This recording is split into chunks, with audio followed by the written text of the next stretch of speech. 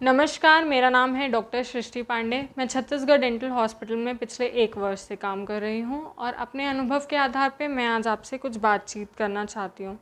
जैसे कि आपने अभी कहा कि लोगों के मन में भय होता है डेंटल ट्रीटमेंट से रिलेटेड, तो आज मैं उसके बारे में आपसे बात करना चाहूँगी। मसूड़ों की एक बीमारी होती है जिसे हम जिंजिवाइटिस कहते हैं। आमतौर में मसूड़ों का फूलना, मसूड़ों से खून आना और मसूड़ों का लाल होना को जिंजिवाइटिस कहा जाता है। ये बहुत ही कॉमन बीमारी है जो आजकल बहुत सारे लोगों में पाई जाती है, लेकिन लोग इसके लिए काफ़ी लापरवाह हैं। इसका ट्रीटमेंट सही तरीके से नहीं करवाते हैं क्योंकि उनके मन में भय है कि अगर वो जिंजिवाइटिस का ट्रीटमेंट करवाएंगे, गम्स की क्लीनिंग या स्केलिंग करवाएंगे तो उनके दांत कमज़ोर हो जाएंगे, ढीले हो जाएंगे या फिर घिस जाएंगे।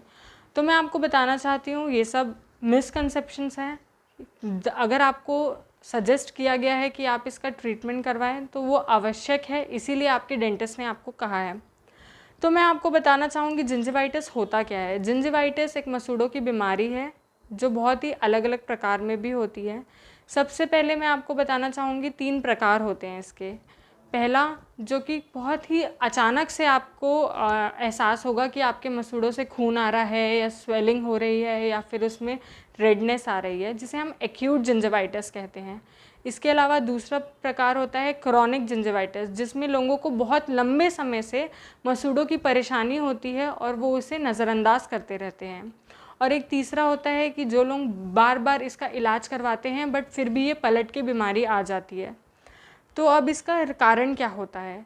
जिंजिवाइटिस होने के कई कारण हैं, जिनमें से बहुत ही कॉमन कारण है जिन्हें सिस्टमिक बीमारियां होती हैं, जैसे कि डायबिटीज़, एड्स या ब्लड से रिलेटेड बीमारियां जैसे कि ल्यूकेमिया, उन लोगों में काफ़ी ज़्यादा पाया जाता है। उसके अलावा नॉर्मली प्रेगनेंसी के टाइम प्यूबर्टी यानी बढ़ते बच्चों में पाया जाता है, और जिनके दांतों में टेढ़े मेढ़े होते हैं या अच्छे से सफाई नहीं हो पाती है, उनके दांतों में बहुत ही कॉमनली पाया जाता है। मसूड़ों की बीमारी की वजह से फिर मुंह से दुर्गंध आने की भी समस्या देखी जाती है।